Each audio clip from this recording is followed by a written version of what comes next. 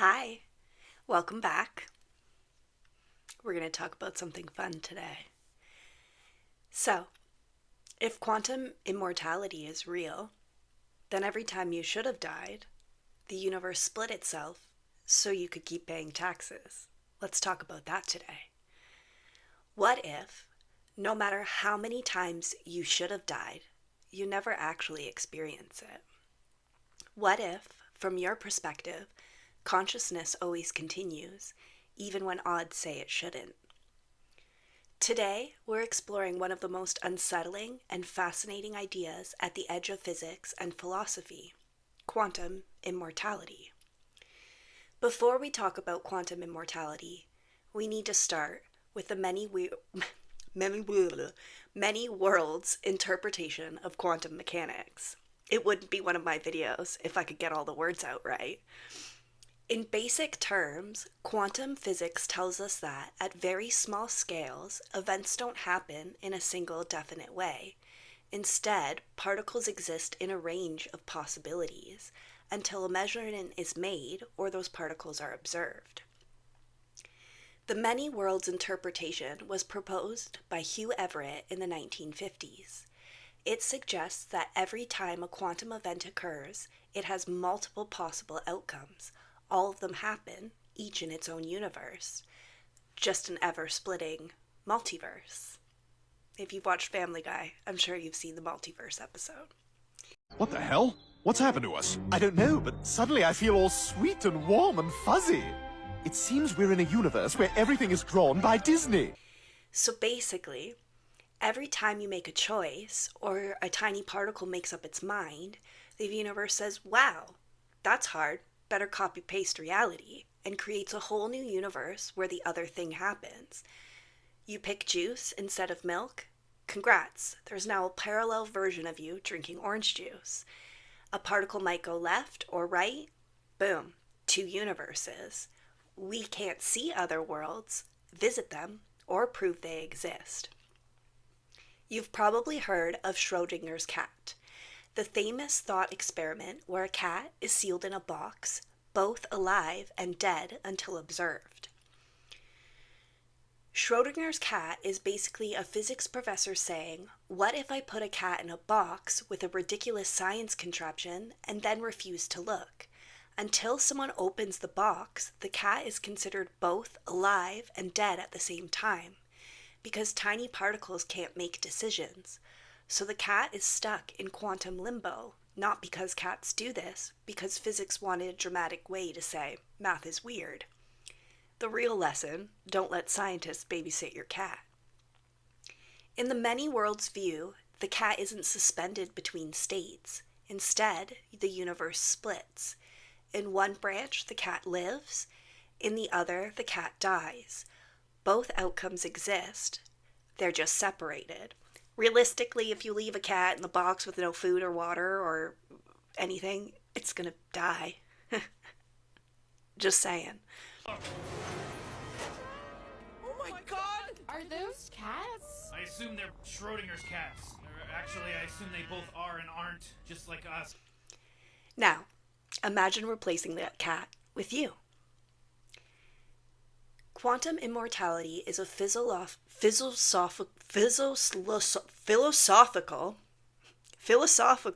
extension of the many worlds theory, which follows the interpretation to its logical extreme. So there are two versions of this idea.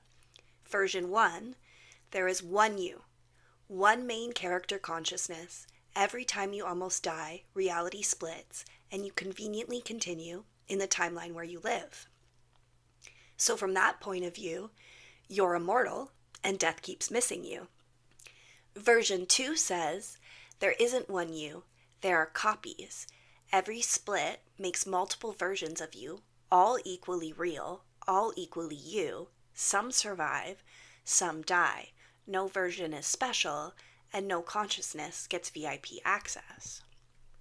From a physics standpoint, multiple versions of you makes more sense theoretically.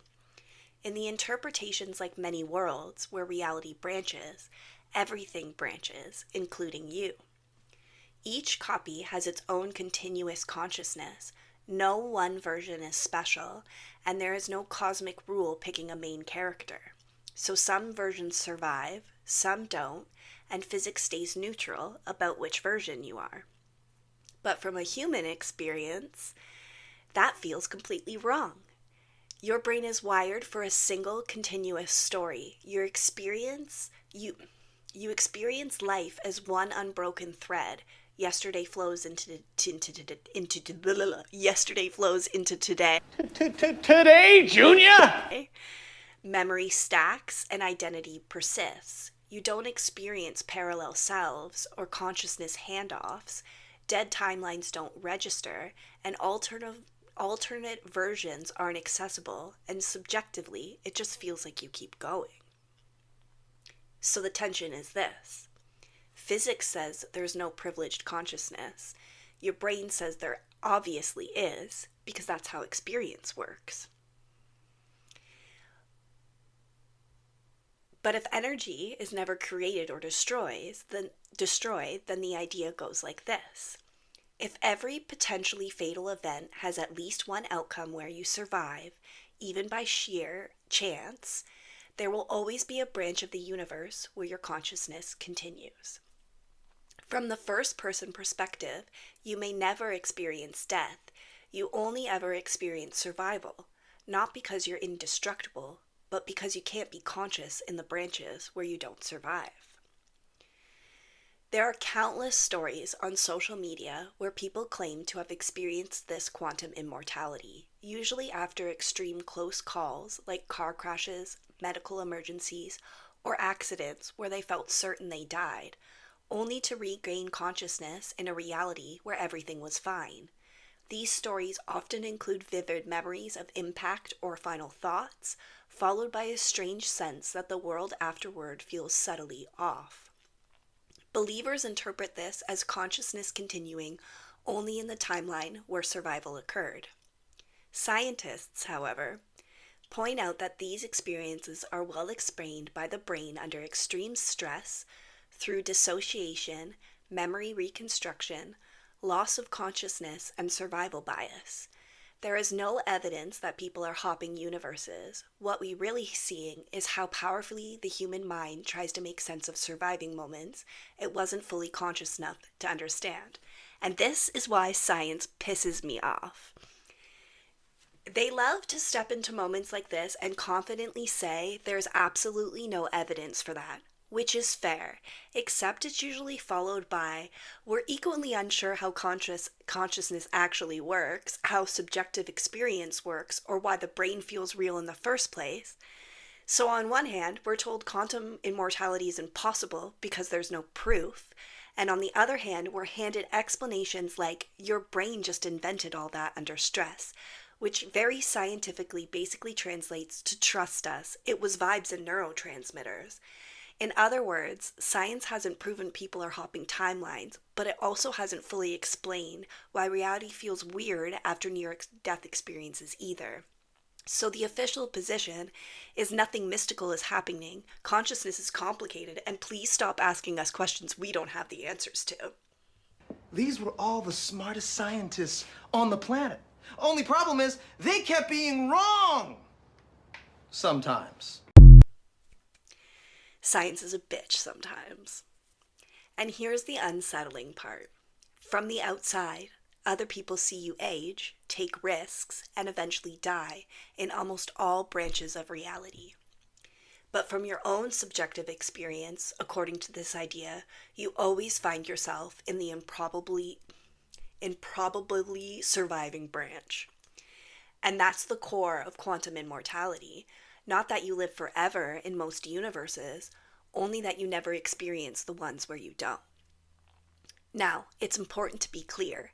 Quantum immortality is not a prediction, not a proven theory, and not something physics tells us is real. Most physicists are deeply skeptical about it. Why? Because the idea relies on major assumptions we don't know are true, like consciousness behaving in a clean, binary way, perfect branching with no ambiguity, and the idea that you persists across branches in a meaningful sense. There is no evidence that the subjective experience works the way the thought experiment assumes. In other ways, this is a philosophical puzzle, not a license to test reality. There are physicists who believe in the possibility of quantum immortality. Hugh Everett, who we mentioned earlier, lived from 1930 to 1982. The creator of the many worlds interpretation never formally wrote about quantum immortality, but biographical sources report that he privately believed his theory implied a form of subjective survival, that consciousness would always follow a branch where it continued to exist. According to biographer Eugene Sikhotesev, Everett believed consciousness is bound at each branching to follow whatever path does not lead to death, though this was a personal belief, not a published claim. I don't care if it was his personal belief. He's not going to publish that so everyone can call him fucking crazy? Come on. He knows better. It was 1982. Physicist, not psychologist, and cosmologist Mark Tegmark formalized the idea in the late 1990s through a quantum suicide thought experiment, which leads to the notion of quantum immortality from the first-person perspective under the many worlds interpretation. Tegmark states that if many worlds is true, a conscious observer would only ever experience survival in such an idealized setup. However, he repeatedly states that real life does not meet the strict conditions and required that quantum immortality should not be taken literally or acted upon. Yeah, no shit.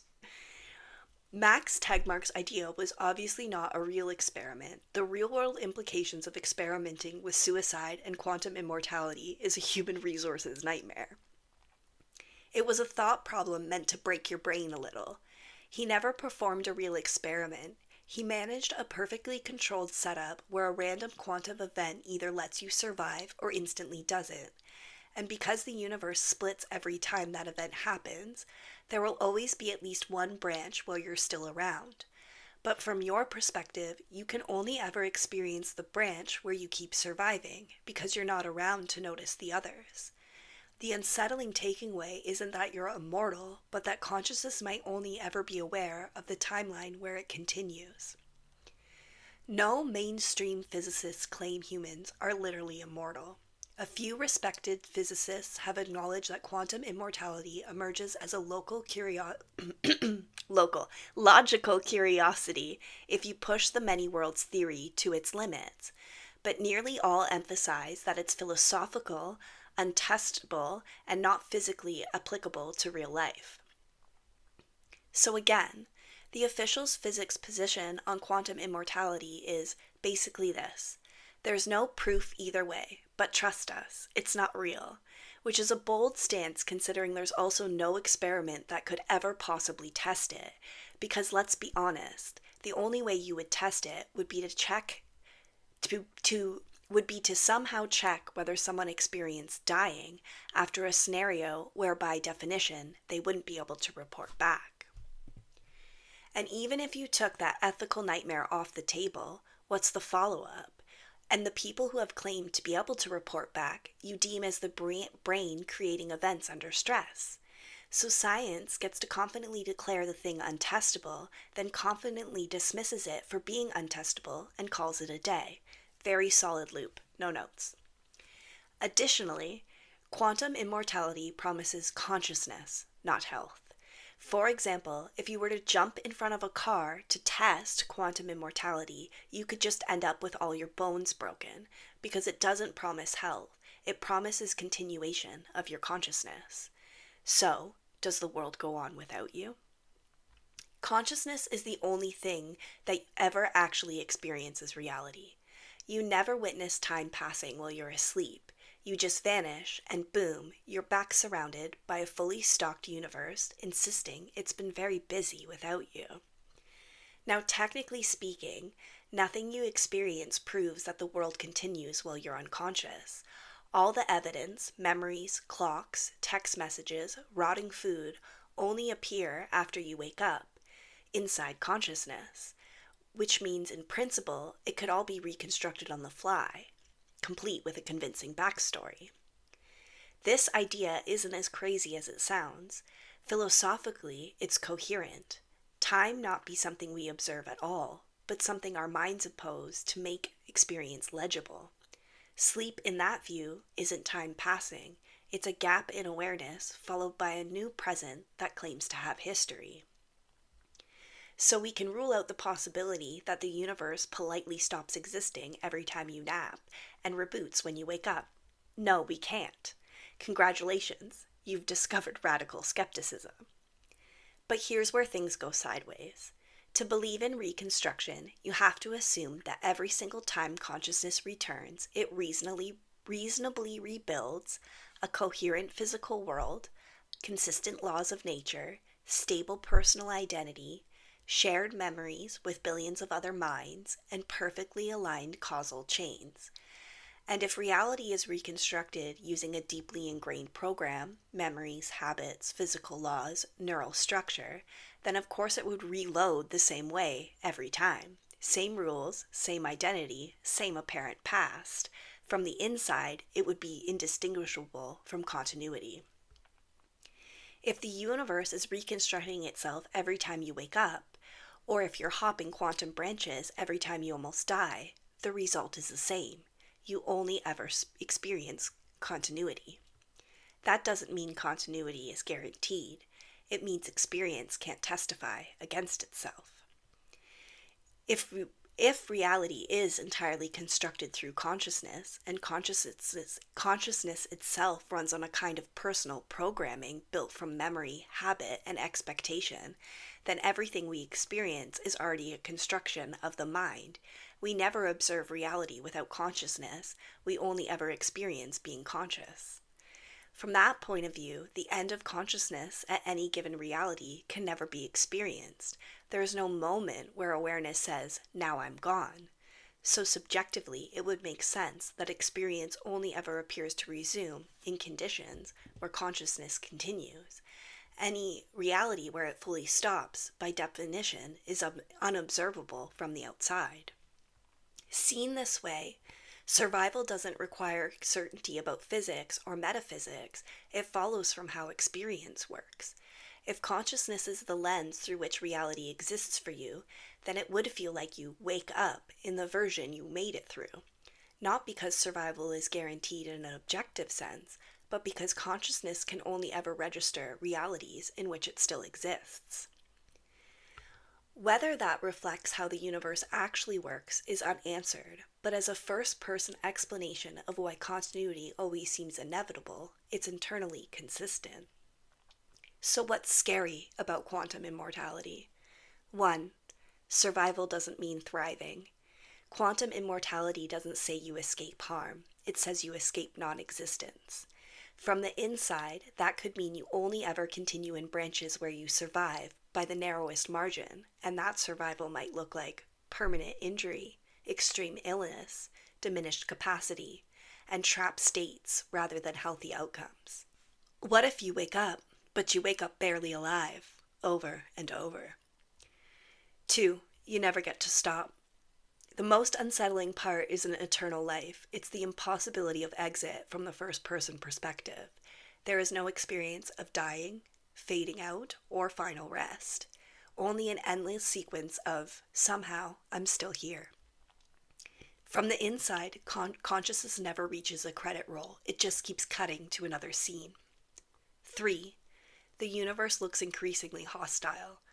If quantum branching is constantly pruning away the outcomes where you don't survive them, then the world may appear statistically unlikely.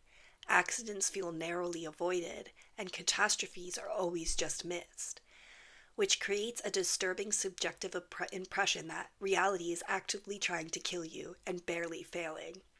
4. Everyone still loses you. From the outside, quantum immortality is irrelevant. Other branches contain your death. Other people grieve, medical records close, and obituaries are published. So even if subjectively you're present, objectively you're gone. This creates a brutal symmetry. You never experience your own death, but everyone else does. The scariest thing about quantum immortality is there is no testable predictions you can actually observe if it's true, life continues. If it's false, you're not around to notice. No amount of experience can confirm or deny it. The theory eats evidence, which is philosophically terrifying because it can never be resolved. Scientifically, there have been no confirmed experience of quantum immortality. Since quantum immortality is a thought experiment, explicitly hypothetical, explicitly untestable, and repeatedly accompanied by scientists saying, please do not live your life as if this is real. But yes, there are documented cases of people who are deeply convinced they experienced it.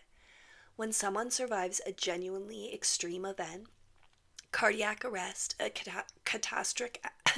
catastrophic accident, anesthesia complications, a suicide attempt, and afterward they feel something profoundly strange. There's a sharp sense of discontinuity, a feeling that they shouldn't be here. Sometimes reality feels subtly off, and people feel lucky to almost a suspicious degree. These experiences are well documented in psychology and psychiatry, but they are documented as interpretive narratives, not proof of time hopping. Clinically, these beliefs are handled very carefully. No one gets institutionalized for believing in the many worlds or branching universes. Psychiatry does not care if your metaphysics are weird. What matters is rigidity, distress, and whether the belief starts driving dangerous behavior. A belief that says, I can't die, so risk doesn't matter, is when clinicians start becoming concerned. They're getting out the forms.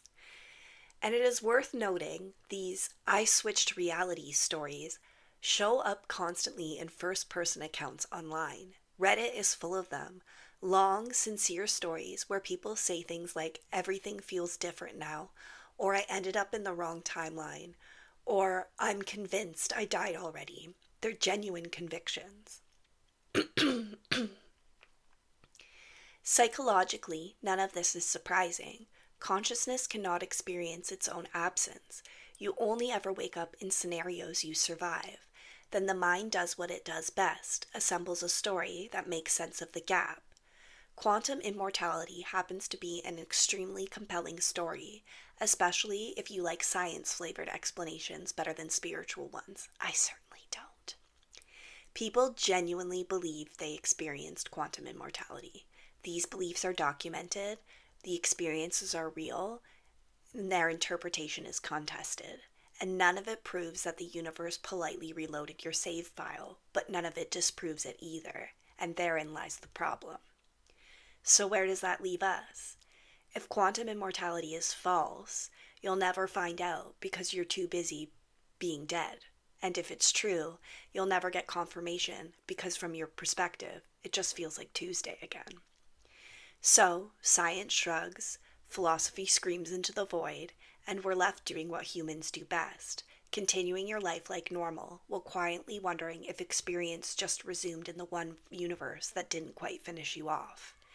No experiments, no proof, no conclusive answer, just the unsettling suspicion that consciousness is the universe's most stubborn glitch.